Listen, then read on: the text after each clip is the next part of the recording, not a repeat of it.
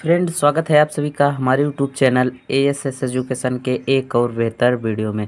जैसा कि आप सभी को हमने नेक्स्ट वीडियो में बताया था, तो उसमें आज आप सभी को हम बताने वाले हैं कोड के प्रकार। कोड के प्रकार यह बहुत ही इंटरेस्टिंग वीडियो होने वाला है।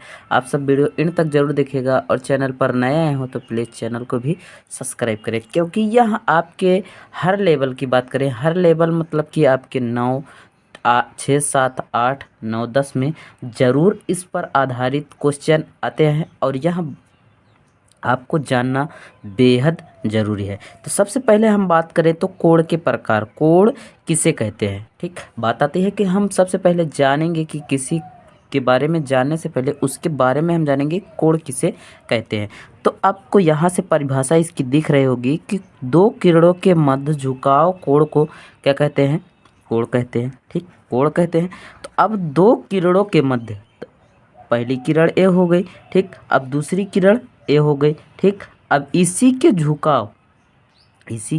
झुकाव को हम क्या कहेंगे, कोण कहेंगे। ठीक, इसको कोण कहेंगे। अब ए बी सी मान सकते हैं। ठीक, ऐसी दो किरण हो गई जिसको हम इस प्रकार मान सकते हैं। ठीक, अब चलिए बात आती है कि कोण कितने प्रकार के होते हैं।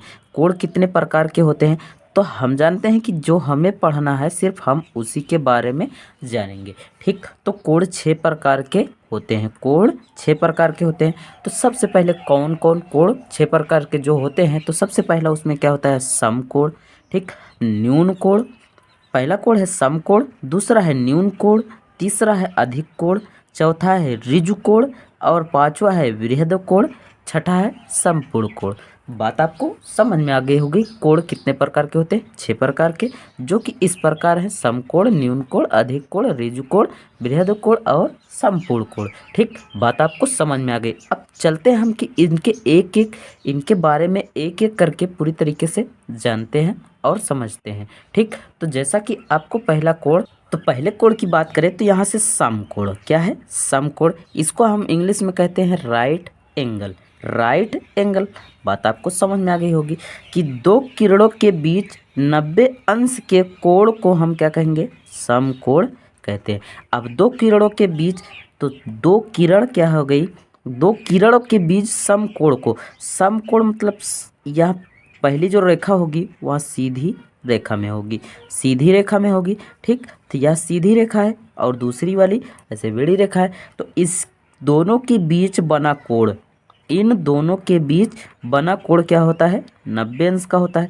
तो इसी कोण को हम क्या कहेंगे, समकोण कहेंगे। बात आपको समझ में आ गई होगी। ए बी सी, हम ए बी सी मान सकते हैं। ठीक, अब फिर से एक बार परिभाषा सुन लीजिए कि दो किरणों के बीच 90 अंश के कोण को समकोण कहते हैं। अब दो किरण हो गई, पहली किरण दूसरी किरण, अब इसके बीच जो बना कोण है क्या है, समकोण है, तो 90 अंश का है। ठीक, तो यह 90 अंश का होगा। ठीक, और कोण की हम बात करें, कोण नंबर दूसरा न्यून कोण। नेक्स्ट कोण है न्यून कोण, इसको इंग्लिश में कहते हैं एक्यूट एंगल। एक्यूट एंगल के बारे में हम बात करते हैं तो सबसे पहले यहाँ जानेंगे इसकी परिभाषा। वह कोण जो समकोण से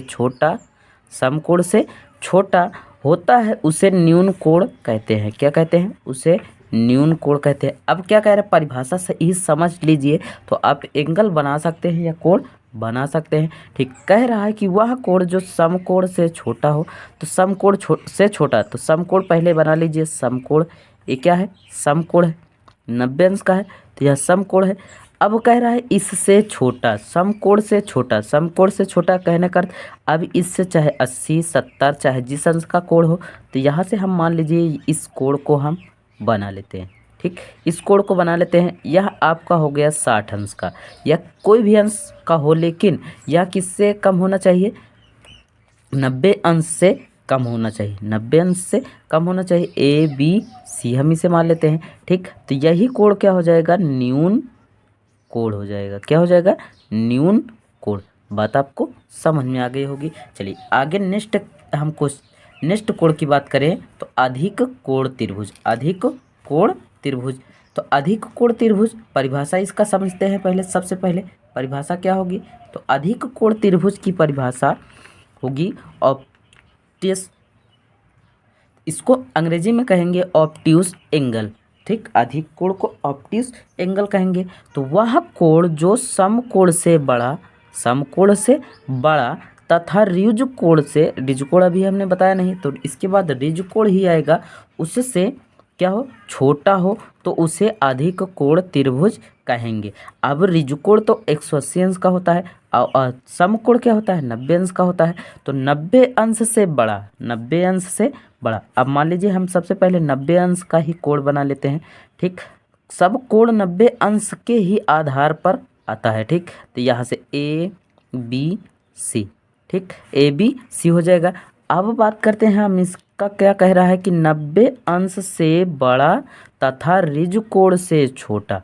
अभी 90 अंश का है, तो इससे क्या हो, बड़ा हो, इससे बड़ा। तो यहाँ से हम ले सकते हैं 100, 120, 130, 140, कोई भी कोण ले सकते हैं, ठीक। तो या लेकिन वह 180 अंश से क्या हो, छोटा हो, ठीक।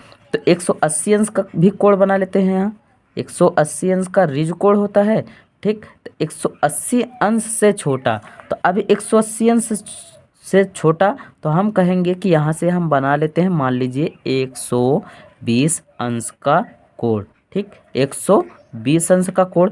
तो यही 120 अंश का जो कोण बनेगा, यही क्या हो जाएगा, इसी कोण को क्या कहेंगे हम, अधिक कोण, अधिक कोण कहेंगे, ठीक। बात आपको समझ में आ गई होगी। तो नेक्स्ट कोण की हम बात करें, कोण चौथा। तो चलिए, ऋजु कोण है, अगला है ऋजु कोण, स्ट्रेंथ एंगल, स्ट्रेंथ एंगल होगा, ठीक। इसका अंग्रेजी में कहते हैं स्ट्रेंथ एंगल। अब इसकी बात करें तो वह कोण जो 180 अंश का होता है उसे ही ऋजु कोण कहते हैं। अभी हमने यहाँ बताया था ना आपको कि जो 180 अंश का कोण होता है उसी कोण को क्या कहते हैं हम, ऋजु कोण कहते हैं, ठीक। तो यहाँ से वही परिभाषा आ गई कि वह कोण जो 180 अंश का होता है उसे ऋजु कोण कहते हैं, ठीक, ऋजु कोण कहते हैं। अब बात करें तो यहाँ से 180 अंश, 180 अंश का सीधी ऐसी रेखाएं खींच दीजिए, तो यहाँ ए हो जाएगा, यहाँ पर बीच में ही बी हो जाएगा और उसके बाद सी हो जाएगा। क्योंकि यहाँ से अगर सीधी अब रेखा खींच देंगे तो यहाँ से 90 अंश का हो जाएगा और इधर वाला 90 अंश का, तो 90 90 जोड़ देंगे तो यहीं पर कोण बन जाएगा जो हमारा, वही क्या हो जाएगा, 180 अंश का, ठीक। तो बात आपको पूरी तरीके से क्लियर समझ में आ गई होगी। तो और फिर से एक बार समझ लेते हैं कि ऋजु कोण किसे कहते हैं, स्ट्रेट एंगल, ठीक। वह कोण जो 180 अंश का होता है उसे ऋजु कोण कहते हैं। अब बात यहाँ से देख सकते हैं यहाँ से कि ए बी सी है, ठीक। तो यहाँ से अब यहाँ पर एक लंब अगर खींच देते हैं तो यहाँ से ये 90 अंश का हो जाएगा और इधर वाला 90 अंश का। कहने का अर्थ यहाँ से जब यहाँ तक गोला जो घुमाएंगे पूरा घुमा देंगे तो यहाँ से 180 अंश का कोण बन जाएगा। तो इसी कोण के क्या कहेंगे हम, ऋजु कोण कहेंगे, ठीक। अब नेक्स्ट कोण की हम बात करें, कोण नंबर 5। चलिए अब नेक्स्ट कोण की बात करें, कोण नंबर 6, यहाँ 5 नंबर कोण है, तो कोण नंबर 5 है बृहद कोण, रिफ्लेक्स एंगल, इसको अंग्रेजी में क्या कहते हैं, रिफ्लेक्स एंगल। बात करें वह कोण जो 180 अंश का होता है, कितने का होता है, 180 अंश से अधिक या बड़ा तथा 360 अंश से कम या छोटा होता है, ठीक, छोटा होता है, तो उसे हम क्या कहेंगे, बृहद कोण या रिफ्लेक्स एंगल कहते हैं, ठीक।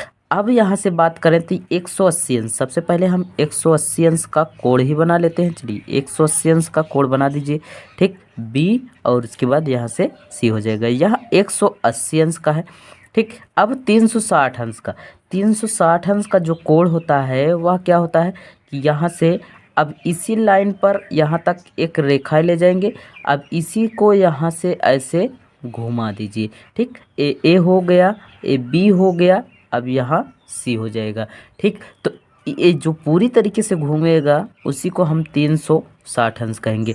लेकिन कह क्या रहा है परिभाषा में, वह कोण जो 180 अंश से अधिक या बड़ा तथा 360 अंश से कम या छोटा होता है उसे ही बृहद कोण कहते हैं, ठीक, इससे कम। अब इससे कम लेकिन इससे ज़्यादा हो, ठीक। तो इससे ज़्यादा कहने का अर्थ अब यहाँ से आप फिर सकते हैं कि यहाँ 200, 60, 70, 80, 90 तक हो सकता है, लेकिन 360 अंश नहीं हो सकता है, ठीक। यहाँ से हम इसको इसी प्रकार क्या कर दे रहे हैं, खींच दे रहे हैं। अब इस पे जो बना कोण है, मान लीजिए कि यहाँ से 210 अंश या 20 अंश या 30 अंश कोई भी कोण है, ठीक। 10 अंश 20 अंश कोई भी कोण है, तो ठीक इसी कोण को क्या कहेंगे हम, बृहद कोण, बृहद कोण कहेंगे, ठीक। बृहद कोण हो जाएगा। अब आपको बात समझ में आ गई होगी कि बृहद कोण किसे कहते हैं, वह कोण जो 180 अंश से अधिक 360 अंश से छोटा होता है, उसे ही हम क्या कहेंगे, बृहद कोण कहेंगे। चलिए अब अगला कोण, कोण नंबर 6 की बात करें हम, तो यहाँ से संपूर्ण कोण क्या हो जाएगा, संपूर्ण कोण है कंप्लीटिव एंगल, ठीक। कंप्लीटिव एंगल, तो वह कोण जो 360 अंश का हो तो उसे हम क्या कहेंगे, संपूर्ण कोण कहते हैं, ठीक। 360 अंश का, अभी हमने यहाँ 360 अंश का कोण आपको बताया, तो वही कोण बस यहाँ भी बना देना है भाई। ए हो जाएगा, ए बी हो जाएगा। अब इसी रेखा को यहाँ तक हम मान लीजिए मिला देते हैं, ठीक। यहाँ तक मिला देते हैं, ए पॉइंट सी हो जाएगा। अब इसी कोण को ऐसे घुमा दीजिए, ठीक। पूरी तरीके से राउंड अप हो गया या गोला में हो गया, तो इसी को हम क्या कहेंगे, यहाँ से 360 अंश का कोण बन जाएगा। तो इसी कोण को हम क्या कहेंगे, संपूर्ण कोण, संपूर्ण कोण, ठीक। आपको बात पूरी तरीके से समझ में आ गई होगी और आपको वीडियो भी पसंद आई होगी, तो अपने दोस्तों यार तो ज़रूर शेयर कीजिएगा, और चैनल पर नए आए हों तो प्लीज़ चैनल को भी सब्सक्राइब कीजिएगा, ठीक। तो मिलते हैं आपको किसी और मज़ेदार न्यू वीडियो में, तो तब तक के लिए thank you, take care, good bye, Jai Hind.